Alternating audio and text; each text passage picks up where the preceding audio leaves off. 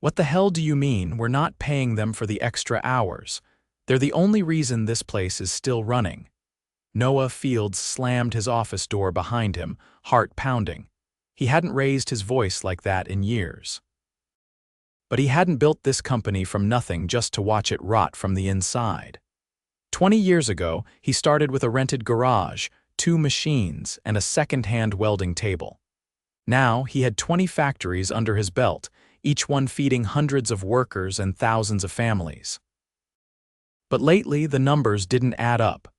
Customer complaints were trickling in, missed orders, delays in shipments, and when his district manager swore everything was fine, Noah decided to find out for himself. He picked the 15th location, the night shift at the Northside factory. Quiet enough to fly under the radar, but big enough to matter.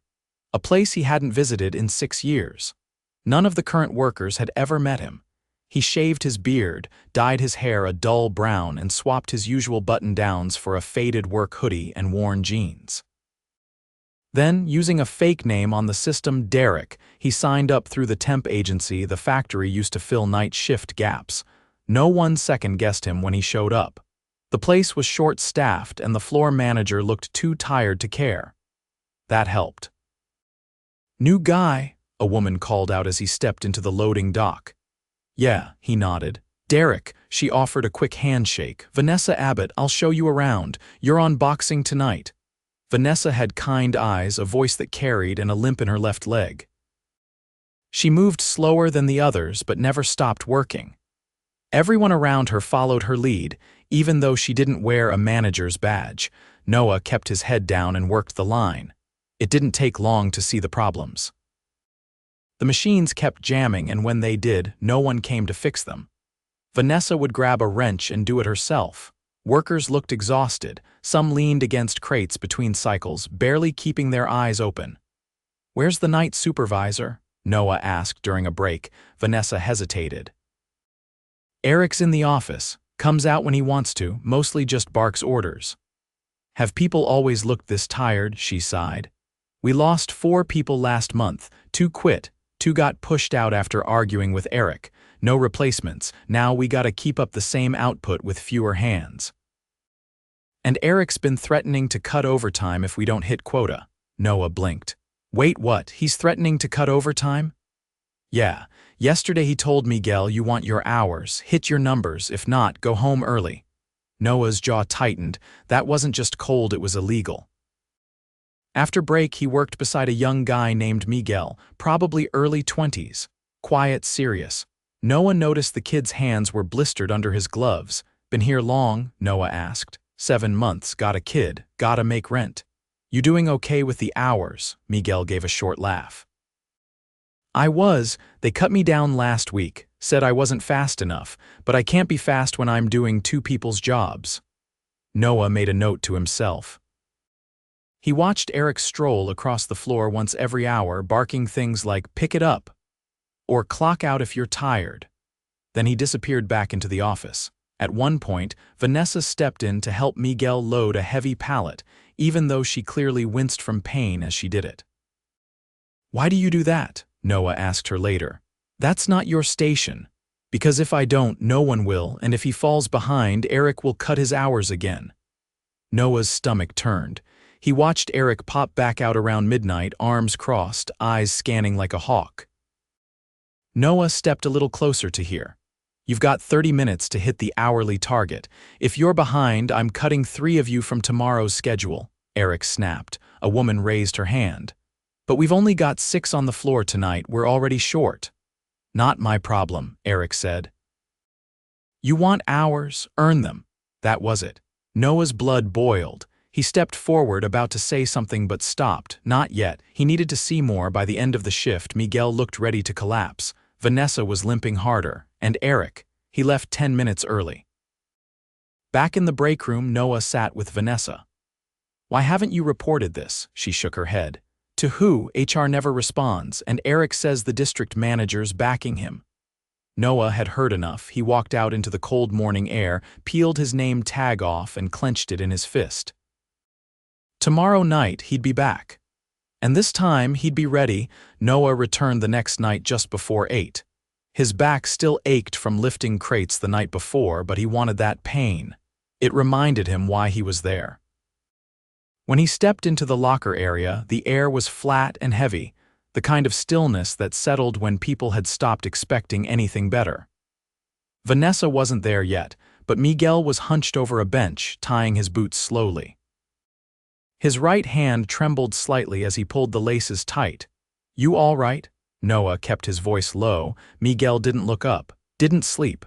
"My kid's teething, screamed half the night." Noah nodded once and didn't press. He knew that kind of exhaustion, the kind that doesn't fade, just stacks. The floor buzzed to life as the shift started. Noah was assigned to inventory tonight, back near the loading bay. It was quieter there, away from the main line. He figured someone had shifted the schedule, likely to spread people thinner again. As he logged the incoming shipments, he noticed something odd. A stack of boxes marked "Quality Hold" were shoved behind a pallet of finished goods. The tape on them was different, thicker, darker, not company standard. He pulled one open. Inside was a batch of metal brackets with visible warping. Someone had relabeled defective stock as ready to ship. He scanned the label. The initials Ed were scribbled into the corner. "Why would anyone sign off on this?" he muttered. "Because it counts toward quota," a voice said behind him. Noah turned. It was a man in his 40s, short, square-shouldered, with safety goggles perched on his head. His name tag read Paul. "Eric tells us to do it when we're behind," Paul added. "He says if it's close enough, it ships. That ever come back on you? Not yet. Most of it gets buried under other parts, but I don't like it." Paul crossed his arms. "I've been here 12 years. We used to take pride in what we made. Now, I just hope I'm not the one blamed when something snaps in a customer's hands." Noah felt a cold weight settle in his chest. Cutting corners wasn't just unethical, it was dangerous. Later in the shift, he circled back toward the main floor. Vanessa was working near Station 4, loading parts with a new guy, tall, lanky, barely out of high school. The kid's hands were shaking. His name tag said Caleb. "You're putting those in backward," Vanessa said, gently but firmly. I thought they went this way." "They don't. Look, every third bracket has a notch facing up. You match that with the guide rail or it won't lock in right." "Sorry," he muttered. "Don't be." "Just fix it." As Noah passed, he caught Vanessa glancing toward the office window. Eric was inside, feet up, drink in hand. The blinds were half drawn, like he couldn't be bothered to fully pretend. Noah made his way toward the break room to grab water. Inside, two women were standing near the far wall, speaking in low tones. One had her arms crossed so tightly it looked painful. "I'm telling you, he does it every week," the taller one said. "He walks by, makes some comment about how I should smile more or how I look better with my hair down." "You report it." "To who?" "He is the report." Noah didn't interrupt. He waited until they left, then stepped out into the hallway. He kept to the shadows near Eric's office. Through the glass, he watched Eric stand up, stretch, and then lean casually against the doorway. As a woman walked by, short, mid-30s, with a clipboard, he said something. She didn't stop, but her shoulders tensed. Eric laughed loudly and turned back inside. Noah walked straight to Vanessa. "I need to ask you something, off the record. Have you ever seen Eric harass anyone, physically or verbally?" Vanessa hesitated. "He toes the line, just enough you can't prove it, but yeah, he makes comments, looks at people too long. He pulled Hannah off a shift last month after she turned him down for drinks. Did anyone document it?" She tried. "Got told it was a scheduling decision." Noah didn't respond. He just turned and walked toward the shipping desk. The floor supervisor on duty, a quiet guy named Ray, was scanning outgoing pallets.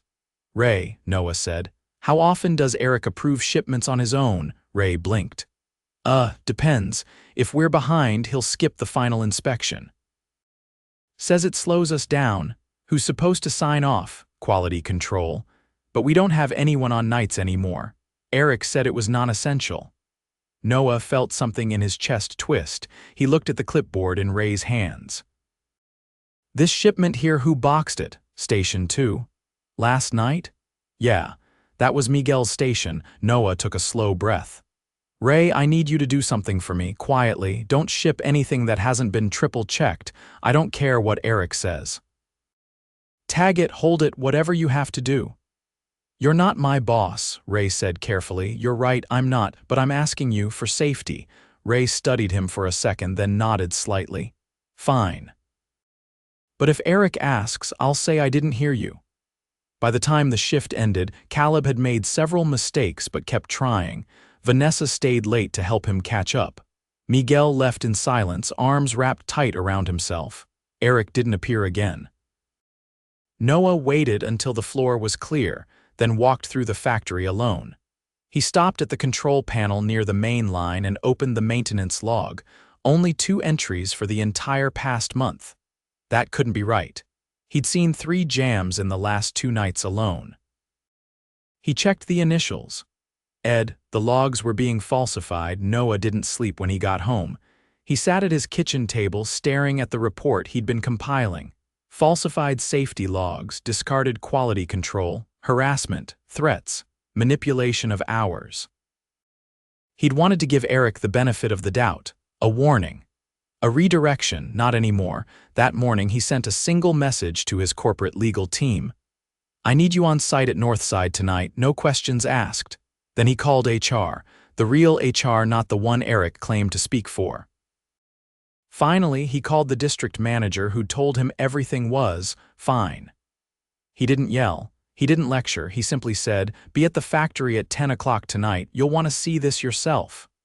The company he built wasn't perfect, but it wasn't going to be led by silence. Not while he was still breathing.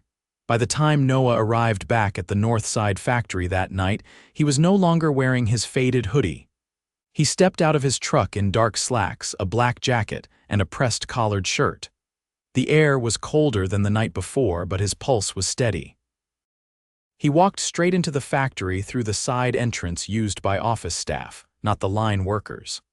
Vanessa, Miguel, Caleb, they didn't know he'd returned, and that was intentional. This wasn't about secrecy anymore. It was about accountability. Inside, the district manager, Ross Holloway, was already waiting in the front conference room.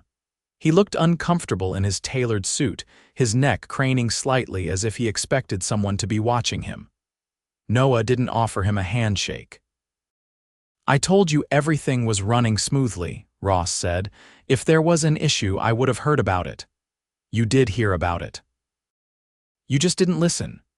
Ross opened his mouth, but Noah raised a hand and turned toward the hallway as 2 members of the legal team entered, carrying sealed folders and a laptop. Behind them, the head of HR, Mara Elkins, stepped in, her expression unreadable. Where's Eric? Noah asked. Ross checked his phone. He usually doesn't show up until past. He likes to let the floor warm up before making a round. Then we wait. They stood in silence until 20 minutes later, Eric strolled in through the side corridor with a half-empty energy drink and earbuds still in his ears. He didn't notice the people gathered until he turned the corner and stopped abruptly. What's going on? He asked, glancing from face to face. His eyes landed on Noah last. I don't believe we've met, Noah said. My name is Noah Fields. I own this company. Eric blinked. The air shifted. Ross stepped aside as Noah moved forward, placing a printed set of documents on the table. I've spent the last 2 nights on your floor. I've seen how you treat your team. I've seen what you've approved, what you've ignored, and what you've allowed to happen under your supervision. Eric's face tensed. If someone's been feeding you, I don't need anyone to feed me anything, Noah said. I saw you instruct a worker to bypass safety protocols. I saw you threaten people's hours based on arbitrary quotas. I saw you approve defective stock for shipment under your own initials. And I heard you make inappropriate comments to multiple women on your staff. That's not just gross misconduct. That's liability. You're done here. Eric's mouth fell open. You can't just walk in and you were terminated the moment you stepped into this room. You'll be escorted out tonight. HR already has your paperwork. Legal will be in contact. Eric turned to Ross. You're going to let him? Noah didn't look away. Ross won't be making decisions tonight. He'll be answering for why he misrepresented the state of this facility to corporate. and why, despite repeated complaints and turnover, he chose to protect a manager who endangered workers and customers alike. Eric's voice dropped to a mutter. "This is ridiculous." Mara signaled to the two security contractors waiting outside. They stepped in silently. Eric stared at them for a long second, then backed away, his jaw clenched tight. As he was led out, Noah turned to Ross. "You'll stay for the rest of the shift. You'll observe every department. You'll write a full report on what you see, who's left to pick up the pieces, and what support they need.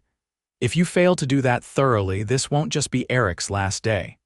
Ross nodded stiffly, lips pressed into a hard line.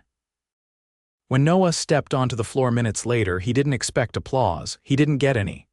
What he got was silent surprise, confusion, a few stopped machines and staring eyes. Vanessa was the first to speak. "You're not Derek." "No," Noah said. "My name is Noah Fields. I started this company 20 years ago." Miguel stood still, gloves half on. Caleb looked like he was about to drop his parts. "I came here because I didn't trust the reports I was getting. I was right not to. What I saw over the past 2 nights, what all of you have been dealing with, is unacceptable. No one should have to work under threats. No one should have to ignore safety to keep a job. That ends now." A woman near the back crossed her arms. "So what happens next?" "We just pretend it didn't happen." "No," said Noah. "We acknowledge it, then we fix it." He turned to Mara. She stepped forward and unfolded a clipboard. "Effective immediately, this facility will be assigned a temporary operations lead while we recruit a permanent plant manager. All overtime decisions will be reviewed by corporate HR. Anyone who has experienced harassment, retaliation, or misconduct of any kind can speak with me or Mara directly. We'll be here all night. We will listen, and we will act." A man from Station 6 raised a hand halfway. "What about the quotas?" "They're suspended until we understand realistic output expectations based on your actual staffing and equipment," Noah said. "No one's hours will be cut for missing targets. You'll be paid for all time worked. And every machine on this floor will be inspected starting tomorrow." Vanessa stepped forward. Her voice was quieter than usual. "Why now?" Noah looked at her. "Because I forgot what it took to build this place. I spent too much time trusting numbers and not enough time trusting people." She held his gaze for a moment, then nodded once and stepped back. A few workers resumed their tasks. Others lingered, watching. Noah spent the next hour walking the floor, no clipboard, no assistant, just listening. A man from maintenance explained that they'd submitted 4 repair requests in the past month, all denied because they weren't critical. A woman from packaging described how she'd been told not to clock breaks if the line was behind. 2 newer hires said they'd never been given safety training because they'd figure it out. At one point, Noah found Miguel near the stock rack stacking trays. "You okay?" he asked. Miguel shrugged. "I don't know, I want to believe it." "You don't have to decide tonight," Noah said. "But whether you stay or go, I want you to know what happened to you wasn't right. And we're not going to let it happen again." Miguel didn't speak for a long time. Then he nodded. Later, Noah brought Caleb into the break room. He could tell the kid was still on edge. "You ever worked factory before this?" Noah asked. "No, I was at a grocery store. They cut staff and I needed more hours." "How long did they train you before putting you on the line?" Caleb looked down. "Maybe an hour, mostly just followed Vanessa." "That's going to change. Everyone deserves proper training. You're not here to fail." He left Caleb with an HR form, voluntary but encouraged. Then he returned to the floor where Ross stood near the control panel, watching a technician struggle with a jammed feed line. "You taking notes?" Noah asked. Ross nodded, not meeting his eyes. "Plenty. Good, because this isn't a PR cleanup. This is a rebuild. You're either part of it or you're in the way." Around 2 a.m., Noah brought the night team together briefly, not for a speech but for clarity. "We're not going to fix this with one meeting. But we're going to start tonight. You tell us what you need. We'll give you the tools, the people, the respect you should have had from the beginning. I can't undo what happened, but I can make damn sure it doesn't happen again." No applause, no cheers. just a long stretch of silence. Then someone said, "All right," and the machine started again. Noah stayed until sunrise. He didn't want anyone thinking this was symbolic. He carried crates, helped clean a spill, and took notes. At 6:15, Vanessa approached him quietly. "Caleb said you offered to get him proper training." "I did." "Good," she said. "He's worth the time." Noah nodded. "So are you." She didn't respond. She just turned and limped back to her station, her gait steady. Outside, the sky was beginning to lighten. Noah climbed into his truck and looked back at the factory one more time. Not as a CEO, not as a visitor, as someone who owed his people better and was finally ready to deliver. 3 weeks later, the Northside factory felt different, not fixed, not perfect, but different in a way that was unmistakable. Noah stood near the back of the warehouse floor, arms crossed, watching the new training team guide a group of fresh hires through the packaging process. The group was small, just 3 new faces, but it was the first time in over a year that onboarding had been done on site after dark, tailored for the night shift instead of shoehorned in from daytime processes that didn't fit. The trainer, a quiet woman named Alondra with 10 years in the company's Midwest facility, had been flown in after Noah asked for someone with both technical knowledge and interpersonal skill. He didn't rush her. She spoke slowly, made eye contact, and corrected mistakes without raising her voice. The new hires followed every word. A few yards away, Vanessa sat on an overturned crate, her leg bandaged and elevated. Her surgery had been scheduled for the following Thursday, paid for in full by the company's new emergency health fund. When Noah had learned she'd been delaying treatment because of the co-pay, he approved the fund himself and ensured it would stay in place for all frontline workers. She motioned him over. "Alondra's good," she said. "She actually explains things." "That's why I asked for her," Noah replied. She trained most of the overnight crew in Kansas City. Vanessa looked toward the trainees. "It's strange seeing new people again, ones that want to stay." "They will," Noah said, "if we hold the line." She narrowed her eyes slightly. "And if we don't, then we lose them," he said plainly. "But not because we didn't know better, not anymore." She didn't nod, but she didn't argue either. Behind them, a low thud echoed from the west end of the floor. Noah turned sharply. Miguel was wrestling with a new lift attachment, its locking mechanism jammed halfway through a rotation. He was stronger now, visibly, but the angles were off. Before Noah could move, Paul had already stepped in, giving the latch a careful twist and muttering something under his breath. The part clicked into place. Miguel exhaled and turned to Paul. "Thanks." "Thought I had it?" "You did," Paul replied. "Just needed to lean into the left side." Miguel nodded and went back to work. Paul didn't linger. He walked away without fanfare, just a nod to Noah as he passed. It was the kind of moment Noah had hoped to see. Not a grand gesture, just someone helping because it kept the floor moving, because it was right. He walked to the edge of the loading dock where Ray was double-checking the outbound manifest with 2 other line leads. Since Eric's removal, Ray had stepped into the interim role without complaint. He didn't want the permanent position, he'd made that clear, but he cared too much to let things slide. "Everything clear for shipment?" Noah asked, scanning the loaded pallets. "Checked and signed off," Ray said. "QC flagged 1 crate this morning, we pulled it." "Good," Noah said. "That's the standard now." Ray looked up from his tablet. "You still planning those quarterly audits? Every site, unannounced." Ray chuckled quietly. "Some folks up the chain won't like that." "They don't have to like it," Noah said. "They just have to follow it." Ray didn't argue. He never did unless it mattered. Noah turned, heading back toward the floor. The noise was steady but measured, no rushed shouts, no machines grinding unchecked. There was still an edge of fatigue in some of the workers' eyes, but it was no longer the kind that came from hopelessness.